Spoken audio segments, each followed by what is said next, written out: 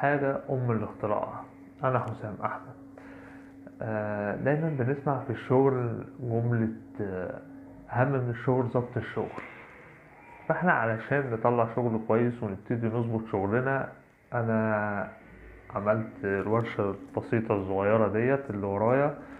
دي ورشة كده بسيطة، حاولت ان انا افيدكوا بيها وان انا اعملها واوريكوا ازاي بتتعمل، علشان خاطر في حاجات كتير بنبقى احنا عايزين نعملها، حاجات بسيطة مش محتاجة ان انا انزل اشتريها، مش محتاجة ان انا لا ممكن اعملها في البيت بخامات بسيطة وحاجات سهلة جدا. فان شاء الله في الفيديو ده هنعرف ازاي نعمل الحاجات ديت، وهنعرف ايه هي العدد اللي احنا نستخدمها، ايه هي الخامات باسمائها باسعارها. يعني ان شاء الله نقول لكم اسعار كل حاجة، وايه كمان اللي احنا ممكن نعمله بديل للعدد اللي مش موجودة. يعني اكيد الورشة دي مش هيبقى فيها كل حاجة، في حاجات تانية بيبقى حجمها كبير، آلات كبيرة، حاجات كبيرة. لا احنا هنحاول ان احنا نستعوض الكلام ده بالامكانيات اللي عندنا، ازاي ان احنا نقدر ندخل كذا حاجة، كذا عدة، وتطلع لنا كأنها كذا آلة في حاجة واحدة. ده اللي احنا هنحاول ان شاء الله ان احنا نعمله في الفيديو اللي جاي ان شاء الله، والفيديوهات اللي جاية بإذن الله. تعالوا بينا بقى نشوف ازاي عملنا الورشة بتاعتنا. طبعا في البداية أنا جبت الصاروخ ده. الصاروخ ودي حاجة اسمها اسطوانة صنفرة كاوتش، دي بيركب عليها صنفرة كاوتش. تقدر تغير ورقة الصنفرة في أي وقت، لما تحس إن الصنفرة خلصت خلاص أو نعمت منك بتغيرها. ودول لوحين خشب هنشتغل عليهم، دول لوحين خشب قدام كانوا عندي بتوع باليتا خشب، ليهم في أي حتة يعني. بتجيب لوحين أنا ابتديت أفكر بتاع كويس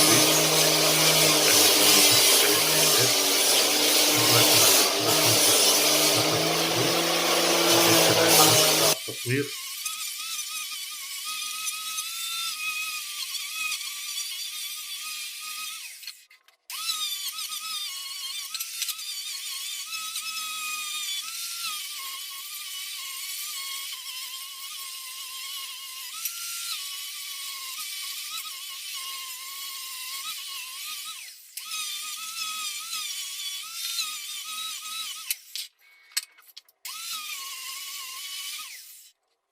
الصنفرة خلاص نعمت مني خلصت. دي صنفرة 40 عشان هي مش كانتش واضحة في الكاميرا. صنفرة 40 دي بتبقى خشنة عشان تقدر تشيل معاك السطح وتنعمه كويس. طبعا الخشب ده مستخدم قبل كده ومستعمل مش جديد، هيحتاج صنفرة خشنة.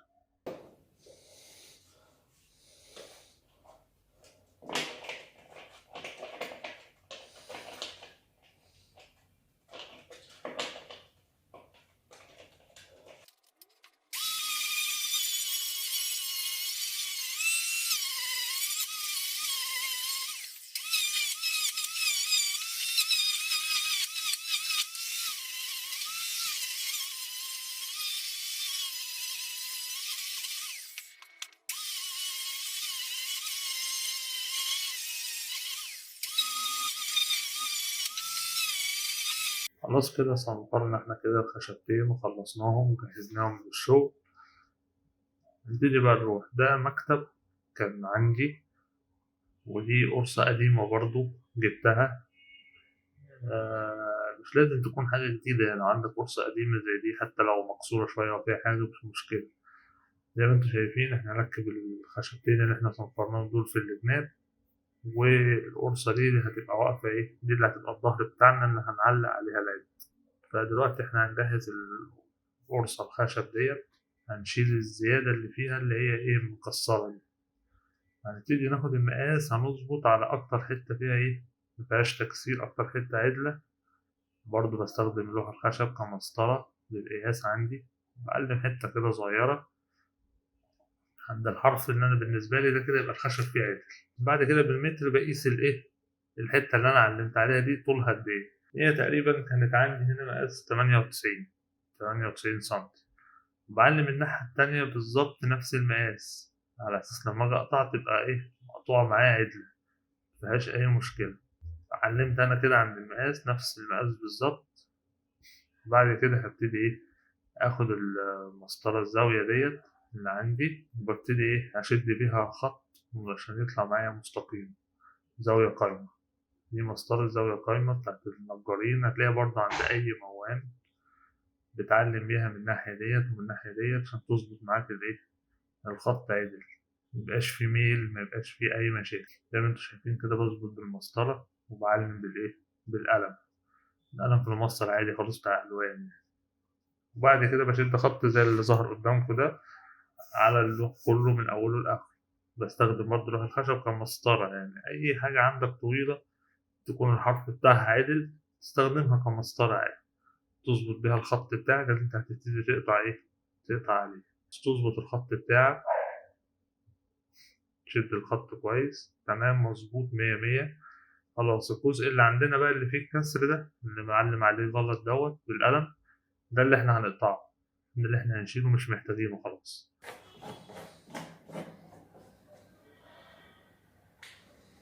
اهو ظهر لك الخط الابيض دوت، ده اللي وراه ده كله ده اللي احنا ايه هنشيله خالص. هنقطع بقى الجزء دوت ونرجع لكم تاني. طبعا انت ممكن تقطع الجزء الزيادة ده بالمنشار اليدوي عادي جدا، دي اسمها سراقة برضه، أو بمنشار أركبة الكهرباء لو متاح. لو متاح طبعا بالنسبة لك المنشار الكهرباء هيكون أفضل. طبعا الأركبة ما بيستخدمش أصلا في إن إحنا نقص الحاجات الطويلة العدلة دي، بس يعني ده المتاح بالنسبة لي، زي ما إحنا قلنا إحنا إيه نستخدم الإمكانيات الموجودة على قد ما نقدر. هنحاول إن إحنا برضو دي مش بتعمل حاجة لازم تكون مقاسها مظبوط 100%، يعني لو فيها حتة موجة شوية أو كده مش هتفرق معانا في حاجة يعني، تبقى بسيطة يعني. بعد كده خلاص إحنا قصينا الجزء ده، بننضف مكان الخشب والغبار اللي طلع من المنشار. بعد كده بظبط بقى اللوح، كده أنا قطعت الزيادة.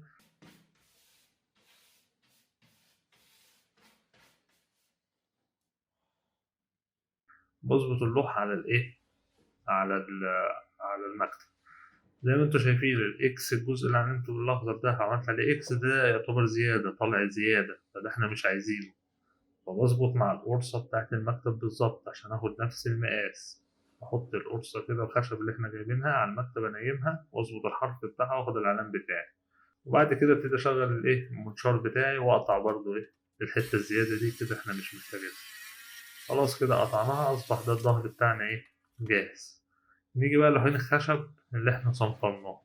دلوقتي انا محتاج ان انا اظبط مقاس لوحين الخشب. فبعمل ايه اول حاجه؟ طبعا انا عندي القرصه بتاعت المكتب دي تخينه شويه سميكه، فبدي علام كده بسيط، حته بسيطه ان انا اقدر اعلم فيها طول الخشبه نفسها قد ايه اللي انا محتاجه. وبعد كده هبتدي ازود عليها قيمه الجزء بتاع القرصه بتاع المكتب، بزوده. علمت علامه صغيره وبرضه بالزاويه القايمه باخد العلم بتاعي على اساس ان دي الزيادة، لأن الخشبة طبعا هتتحط على القرصة بتاعة المكتب وهتتمسمر فيها، فدي هتبقى زيادة عندي، فلازم أعمل حسابها. بعد كده بحط العلم ده على أول الخشبة أهي مع الحرف بتاع الخشبة زي ما أنا كده بعلم. بظبط الخط بتاعي على أول الخشبة القرصة اللي أنا هعملها. وبعد كده باخد برضه علام، يبقى أنا كده معايا مقاس طول الخشبة نفسها، طول اللوح نفسه. بعلم بقى العلم بتاعي، وبعد كده برضو بالمسطرة بظبط العلامة عشان القطعة تيجي إيه مظبوطة بالظبط على المقاس. خلاص بستخدم أنا كده الإيه المسطرة القايمة أهوت وبعلم. علمت كده كده خلاص ده معايا اللوح الإيه خشب مظبوط. الجزء ده زيادة أنا مش محتاجه، هقطع بقى الجزئية دي أو الجزء اللي بالخط الأزرق ده المكان اللي أنا هقطع. والإكس دي اللي هي الحتة الزيادة قطعت بالمنشار، وابتدي باخد نفس المقاس تاني عشان الجنب التاني نفس الخشب وبقطع برضو. كده بقى عندي الجنبين جاهزين، دول الجنبين اللي انا هحطهم ايه على اليمين وعلى الشمال، هثبتهم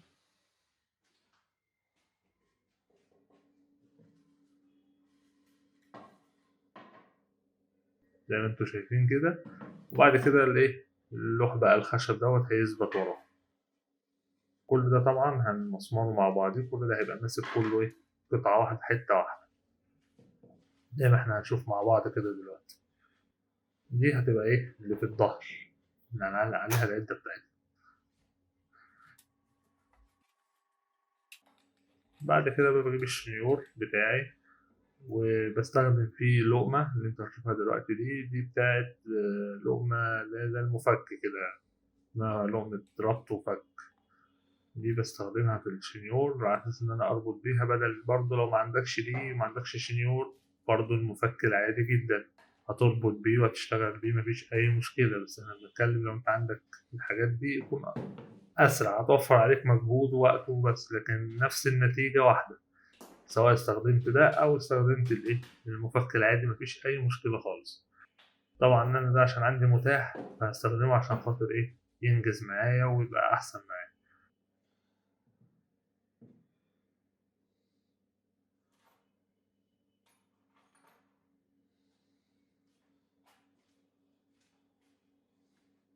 بعد كده بجيب بقى مسمار سن صاج، والمسمار الأسود العادي ده اللي هو البورمة. ده مسمار 5 سنتي. طبعا اللوح اللي أنا بستخدمه لوح الخشب ده اسمه كونتر طبقات أو ريوود، أيا كان حسب الاسم. ده برضه لو أنت مش عندك ممكن تجيبه من أي مخزن خشب أو من أي مغلق خشب. في محلات كتير أوي بتاع الأخشاب، هتقول له عليه هتلاقيه عنده برضه موجود ومتاح في أي مكان. ببتدي أثبت المسامير بتاعتي الأول مكان مكانها، على أساس لما أجي أربط تبقى سهل معايا زي ما انتوا شايفين كده، تتربط تبقى سهل، تخش في الخشب على طول، ما اضطرش إن أنا شغال لوحدي مفيش حد معايا. زي ما انتوا شايفين كده، وبثبت المسمار في الخشبة وأروح مدخل جزء بسيط اللي هو ما يعديش الخشب، بس لما أجي أروح ظابط بقى مكانه وأجي أروح رابط، يروح رابط معايا ماسك، خلاص كده اتربط معايا مفيهوش أي مشكلة. طبعا يكون أفضل إن أنت قبل ما تربط المسامير دي، ده بالنسبة إن أنت هتستخدم شنيور، تكون مخرم ببونطة الأول. البونطة دي بتبقى بونطة صغيرة، يعني بتبقى أصغر من مقاس المسمار، على أساس إن هي بتحفر والمسمار بعد كده بيعدي منها. هنا طبعا أنا بظبط الميل بتاع اللوح، لأن اللوح أنا عندي حرف القرصة بتاعة المكتب في حته كده يعني معوجه كده، اللي هو عامل زي البومبي كده بسيط كده، فطبعا مخلي اللوح مش مظبوط معايا. بشوف الميل اللي محتاجه اللوح قد ايه، اساس لما اجي اظبط بقى الجنب ارحله شويه نفس الميل ده، فتيجي معايا اللوح اللي ورا ده مظبوط، ميجيش فيه اي مشكله. بعد كده بثبت لوح الخشب زي ما انتم شايفين كده في الجنب، بحاول اظبط بقى الميل بتاعه على اساس لما اجي اربط فيه الخشبة اللي هي القرصة ديت تبقى جاية معايا مظبوطة زاوية قايمة. بعد كده بستخدم الشنيور وبربط المسمارين، بربط أول مسمار وبعد كده بظبط زاوية لوح الخشب عشان يظبط معايا. طبعا اللوح اللي ورا دوت اللي هو الكونتر الطبقات دوت، ده السمك بتاعه قليل، يعني ما هواش ده سمكه حوالي سنتي ونص، يعني التخانة بتاعته سنتي ونص. طبعا سنتي ونص ده حاجة بسيطة، فممكن وانت بتدخل المسمار تربط المسمار فيه تلاقي المسمار طلع منك شمال، طلع منك يمين، طلع من اللوح. دي البونطة هي اللي أنا بستخدمها أو اللي أنا هستخدمها دلوقتي. دي بونطة تقريبا 3 مللي. بفك اللقمة وبركب البونطة وببتدي أخرم قبل ما أركب المسمار. ليه؟ عشان الخشبة دي المسمار لو أنت ربطت من غير ما تخرم فيها ممكن تتكسر منك أو تتفلق منك، تتفتح، فهتعمل لك مشاكل، ممكن المسمار ما يخشش عدل يطلع معوج. لكن البونطة بتسهل عليك الموضوع، بتبقى بونطة طبعا أقل من تخانة المسمار كده بتيجي حاجة اسمها بوكليز، بتقيس تشوف السن بتاعه، لو هو السن بتاعه مثلا 4 مللي دي تبقى 3 مللي، تسيب 1 مللي بس إن هو يمسك المسمار في الخشب. الموضوع سهل وبسيط يعني. بعد كده بتربط المسامير عادي، خلاص بتخش جوه الخشبة، لا الخشبة بتفلق منك ولا بتتكسر ولا بيحصل فيها شوخ ولا أي حاجة. تطلع معاك مظبوطة. دي الطريقة يعني كل الناس بتستخدمها، بالذات في اللي هي الحاجات اللي هي مقاساتها بتبقى رفيعة دي، اللي هو سنتي بقى 2 سنتي، سنتي ونص. التخانات الصغيرة دي لازم تخرم فيها الأول، عشان لو ما خرمتش المسمار مجرد ما هيعدي في الخشب هيروح خاليها نصين. ده الجنب التاني اهوت بنركبه برضه بنفس الطريقة. كده خلاص احنا ايه عملنا الجنبين. دي الصنفرة اللي انا كنت استخدمتها في الصاروخ، مقاس 40 اهي واضحة هنا. دي صنفرت انا بقى الجزء دوت، لان طبعا دي كانت خشبة قديمة فواقع عليها دهانات وحاجات زي كده. انا صنفرتها بالصاروخ بصراحة، بس انا ايه جبتها لكم كده عشان خاطر تبقوا فاهمين بس اللي انا هصنفر يعني. وبعد كده دي برضو دهان بتاع خشب، ده كان برضو باقي عندي. ودي فرشة كنت برضو بستخدمها، وببتدي بقى ايه ادهن الخشبة كده عشان تبقى ايه شكلها نضيف. طبعا ناس كتير هتبص هتلاقي خشبة فيها حاجات مكسرة، خشبة فيها خرام فيها بتاع. أنا قلت لكم من البداية إحنا نحاول نستخدم أقل الإمكانيات المتوفر معانا، إن إحنا نقدر نعمل حاجة. إحنا لسه بنبتدي، لسه دي ورشة اللي هو هنبتدي بعد كده نظبط فيها إيه شغلنا بقى. نبتدي بعد كده نشوف نعمل الحاجة بقى كويسة، لأن الإمكانيات مش موجودة. نبتدي إحنا بقى إيه نوفر إمكانيات لنفسنا. فلازم الحاجة في البداية هتطلع طبعا إيه مش مظبوطة 100%، بس إحنا بنحاول إن إحنا نعمل حاجة عشان الشغل اللي جاي إن شاء الله هيبقى مظبوط 100%. والورشة دي بإذن الله هتتغير، يعني الورشة دي مش هتفضل زي ما هي، مش دي اللي إحنا هنفضل ماشيين بيها لأ.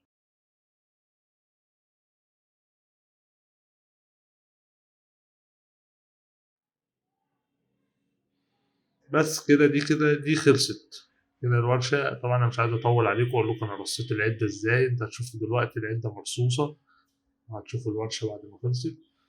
ده شكل الورشة اهي بعد العدة ما اترصت عليها. والجزء التاني إن شاء الله هنبين بقى العدد اللي احنا حاطينها، وهنبين استخدمنا ايه، وايه العدد اللي احنا محتاجينها، وايه العدد اللي ممكن نوفرها. كل ده هيبان معانا إن شاء الله في الفيديو التاني. انتظرونا.